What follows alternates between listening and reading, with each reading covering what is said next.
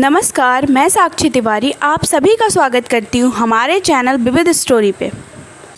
जिस प्रकार किसी देश को चलाने के लिए सरकार ज़रूरी है, ठीक उसी प्रकार सरकार को चलाने के लिए चुनाव ज़रूरी है। जी हाँ, मैं बिहार चुनाव की बात कर रही हूँ। इस कोरोना महामारी के बीच बिहार में विधानसभा चुनाव के दिन का लिस्ट जारी हो चुका है। पार्टियां एक दूसरे पे आरोप प्रत्यारोप तेजी से कर रही हैं। किसका होगा सत्ता, सारा खेल है इस पर अड़ा। तेजस्वी यादव अगले मुख्यमंत्री होने का दावा कर रहे हैं। इधर मुख्यमंत्री नीतीश कुमार जनता से फिर से सेवा करने का मौका मांग रहे हैं। चुनाव में ना कोई तीसरा चेहरा है, ना किसी तीसरे की पहचान। लड़ाई है दो पार्टियों के बीच, ना जाने किसकी बचेगी शान। बिहार में चुनाव 28 अक्टूबर, 3 नवंबर और 7 नवंबर को है। चुनाव का नतीजा 10 नवंबर को आएगा और किसका होगा सत्ता ये हमें 10 नवंबर को पता चल जाएगा। किसके सर सजेगी मुकुट, इसके लिए 10 नवंबर तक इंतज़ार करना पड़ेगा। तब तक के लिए मैं आज आपको इन दोनों पार्टियों की इतिहास बताती हूँ। आखिर इनका बीता हुआ इतिहास कैसा है और कैसा रहा। क्या वजह थी जो बिहार की नंबर 1 पार्टी हुआ करती थी आरजेडी, वो इतने नीचे आ गई और अब फिर से लालू प्रसाद यादव के बेटे तेजस्वी यादव रेस में आने की कोशिश कर रहे हैं। आरजेडी लालू प्रसाद यादव की पार्टी है। अब हम किसी भी पार्टी के बारे में जानने से पहले उस व्यक्ति के व्यक्तित्व को जान लेते हैं, उसके पहचान को जान लेते हैं और उसके इतिहास को जान लेते हैं।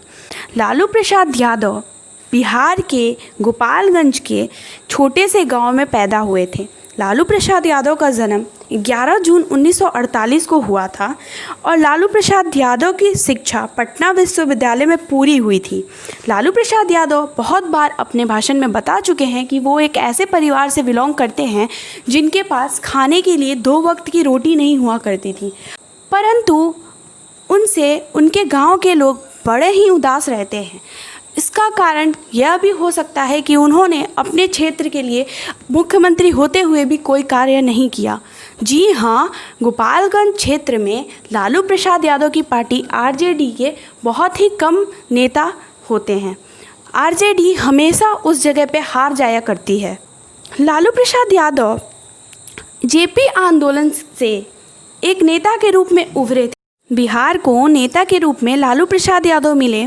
लालू प्रसाद यादव ऐसे नेता बने जिन्होंने बिहार में बहुत समय तक राज किया। बिहार तो बिहार के लोगों के दिल में भी लालू प्रसाद यादव ने राज किया। शायद उनके कॉमेडी नेचर की वजह से वो बिहार के लोगों को बहुत पसंद थे, परंतु आरजेडी के राज्य में बिहार ने कुछ तरक्की नहीं किया। बिहार बहुत पीछे छूट गई, जिसके वजह से आज लालू प्रसाद यादव इस सत्ता से बहुत दूर हो चुके हैं। लालू प्रसाद यादव के पार्टी के राज्य में यानी कि आरजेडी के समय बिहार में गुंडा राज बढ़ गया था। बिहार में साबुद्दीन जैसे गुंडा उभर कर सामने आ रहे थे। विकास तो जैसे बिहार से बहुत दूर चला गया था।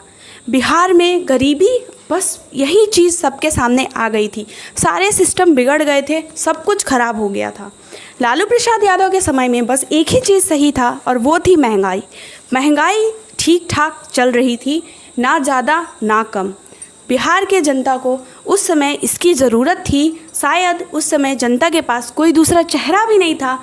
लालू प्रसाद यादव मुख्यमंत्री रहे और जब भी बीच बीच में वो मुख्यमंत्री नहीं रहे तो उनकी पत्नी राबड़ी देवी आरजेडी की तरफ से मुख्यमंत्री पद पे बैठी रहीं।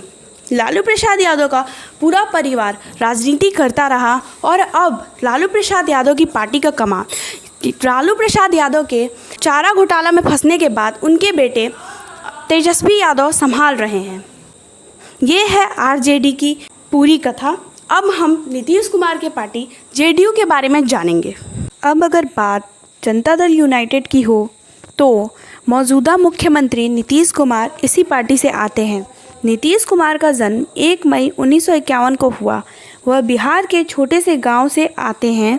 उनका गांव पटना के पास हरनौत नामक है। वह वर्ष 2005 से 2014 तक बिहार के मुख्यमंत्री पद पर बने रहे, परंतु 17 मई 2014 के आम चुनाव 2014 में अपनी पार्टी के खराब प्रदर्शन की जिम्मेदारी लेते हुए मुख्यमंत्री पद से इस्तीफा दे दिया और उन्होंने खुद ही दूसरे मुख्यमंत्री जीतन राम मांझी के नाम को पेश किया और सामने लाए। जीतन राम मांझी बिहार के 23वें मुख्यमंत्री बने। नीतीश कुमार 2015 के विधानसभा चुनाव में फिर से बिहार से मुख्यमंत्री बने और जनता के सामने आए। वर्ष 2015 से 2017 तक वो भारत सरकार के एक मंत्री पद पर बनकर देश का सेवा करते रहे। जनता दल यूनाइटेड, जो कि आरजेडी के साथ साथ सामने उभर कर आई थी, यानी कि जेपी आंदोलन से नीतीश कुमार भी एक छात्र नेता के रूप में बिहार के सामने आए थे। नीतीश कुमार लालू यादव के साथ ही राजनीति में आए, परंतु लालू यादव ने अपनी उम्दा बातों से जनता का दिल जीत लिया और बिहार के मुख्यमंत्री बन गए। लगातार मुख्यमंत्री पद पर जमे रहे, लेकिन नीतीश कुमार ने कुछ समय बाद ही सही पर जनता को सच्चाई दिखाई और खुद को एक अच्छे नेता के रूप में जनता के सामने पेश किया। उसके बाद वह बिहार के चुनाव जीते और मुख्यमंत्री बने। जेडीयू का बीजेपी के साथ एनडीए गठबंधन लगातार चलता रहा, लेकिन बीच में एनडीए से गठबंधन टूट गया। उसके बाद 2015 के विधानसभा चुनाव में सारे पार्टियों ने मिलकर बीजेपी के खिलाफ महागठबंधन तैयार किया और चुनाव जीतने के बाद नीतीश कुमार को मुख्यमंत्री बनाया गया। लेकिन महागठबंधन ज़्यादा दिन तक चल नहीं पाई। महागठबंधन का भी अंत हो गया और दोबारा नीतीश कुमार ने एनडीए के साथ गठबंधन कर लिया और अब 2020 के चुनाव में नीतीश कुमार बीजेपी के साथ मिलकर लड़ रहे हैं। नीतीश कुमार के शासनकाल में बिहार में काफ़ी विकास हुआ। बिहार के विकास पर नज़र डालें तो हमें मिलेगा बिहार में आरजेडी के मुकाबले नीतीश कुमार के राज में विकास तो हुआ है, लेकिन अभी भी बिहार पूरी तरह विकसित नहीं है और यह चुनौती इस चुनाव में सारे नेताओं के सामने है। नीतीश कुमार के शासनकाल में बिहार में गुंडा राज खत्म हुआ, कुछ जगहों पर अच्छी सड़कें बनी, बच्चे ज़्यादा से ज़्यादा स्कूल जाने लगे क्योंकि सरकार ने स्कूल जाने वाले बच्चों के लिए बहुत सारे अभियान जारी किए। नीतीश कुमार ने अपनी शुरुआती शासनकाल में कुछ सालों तक बहुत अच्छे मुख्यमंत्री के रूप में काम किया, लेकिन अब उनका भी ध्यान विकास से भटक रहा है। इस चुनाव में वो सक्रिय हुए हैं, परंतु जिस प्रकार वो मुख्यमंत्री पद पर हैं उस तरह उनको सक्रिय नहीं देखा जा रहा है। अब बिहार और बिहार के जनता को इंतज़ार है तो सिर्फ 10 नवंबर का, जिस दिन बिहार को उसके अगले मुख्यमंत्री मिलेंगे। मिलते हैं अगले हफ्ते फिर किसी मुद्दे के साथ। तब तक के लिए घर में रहें और सुरक्षित रहें। हमारे चैनल को लाइक और सब्सक्राइब करना ना भूलें। धन्यवाद।